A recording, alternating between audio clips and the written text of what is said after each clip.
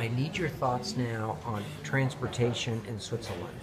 How should one get around?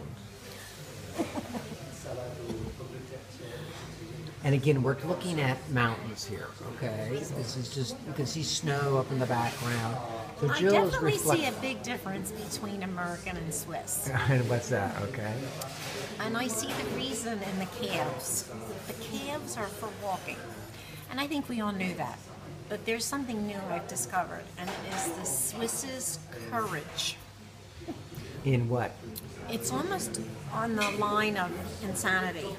It's just craziness. They go very fast. They go very fast around mountains that go round and round. They go very fast on mountains that go round and round. Serpentine, they do serpentine. But they do it on, cars go in both directions, but the road's only made for one car. And if that's not enough, as you go round and round, they don't have any guardrails. Nope. And that's not true. There were a couple, and the ones that they did have guardrails on, it was like the Jungfrau. You just plow, you just go right down to your So death. what was last night's trip like? So last night, a precious couple gave us the gift of an alpine ski lodge. So, Did we get there? Oh no. And there was no one who was more thankful that we didn't get there than me. And why was that? What happened? Because, well, we tried. And you know, Paul, of course we tried. We did our best. And so what happened, we serpentine, go round and round this mountain, up, And up, what was up, it? up, And up, how up. were you feeling as you're going up and up? Oh, it's petrifying because you're waiting for a European Swiss person to come flying around the corner at our 60 miles an hour, 70 miles an hour. And how wide's the road?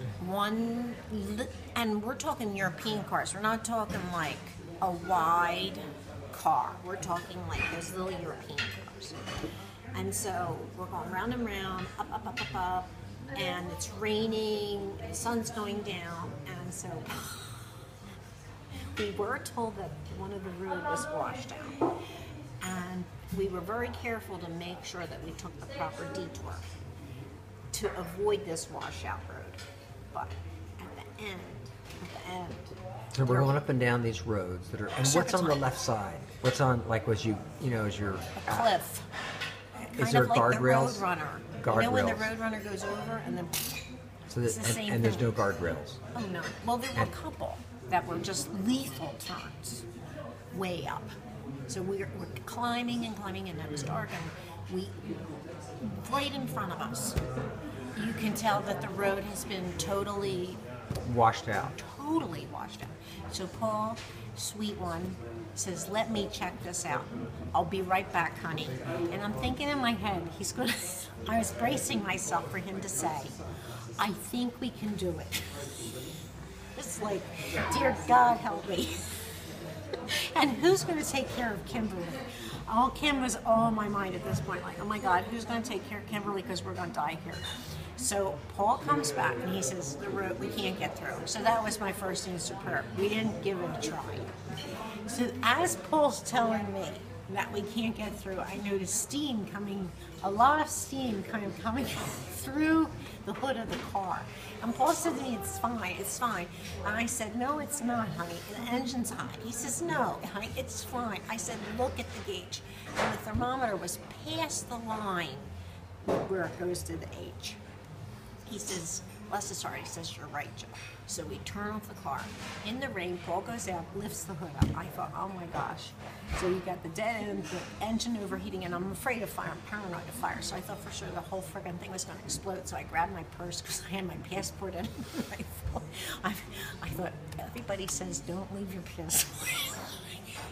I get out of the car with my passport and I just stand next to it waiting for it to explode in the rain, and the sun continues to go down. And narrow. So now I know we gotta back this freaking car up. I'm thinking, oh my gosh, we gotta back out the car. So Paul says, But we didn't even know if we can get it going again. right. So Paul calls Mark, who is the sweet person, sweet family, who loaned us the gift of this car. And doggone, hard to believe, but Paul starts to get in a conversation. As the sun is setting, I'm sweating bullets. I'm so anxious. Thinking, how are we going to get down the mountain? So I'm giving him the sign like I should cut the conversation, Paul.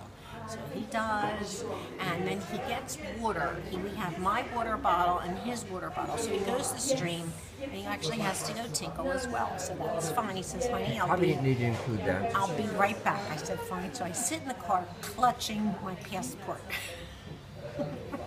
ready to leap out as if it goes up in flames. So Paul comes back, and we just sit in the car, and we said, hey, if worst comes to worst, I'll just put the seat back and we'll sleep.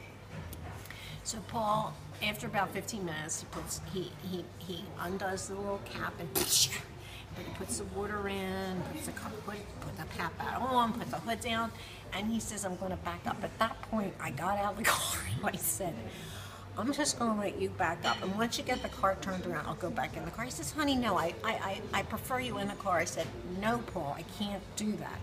So Paul backs up, whips the car around on this really narrow, I'm sweating just thinking about it, really narrow road. So we're facing the right direction. And so with eyes glued on the thermostat of the car and glued on the road, praying that no car is coming up the road. And so we start down. And do you know, a car did come.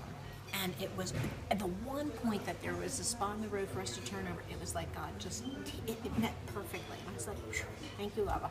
So then we go down the road. Serpentine. Down the mountain. And we get at the bottom. And I said, Paul, before we got to the bottom, I said, honey, I have something to tell you. I know now's not the time. He said, oh man, did I do something wrong? I said, no, you didn't do anything wrong. I just said, I don't think I can go up that and do that again. So we get down and we find a hotel right at the bottom of the hill, and it was like $100 including breakfast. Good breakfast too. And we got in bed. It was like an hour and a half after all this insanity. And called shower, called the covers, lights out. I was just, thank you, Jesus. I was so glad. And so, hey, we're staying in this hotel. We're not going up that hill again. Mish Mumkin, no cat.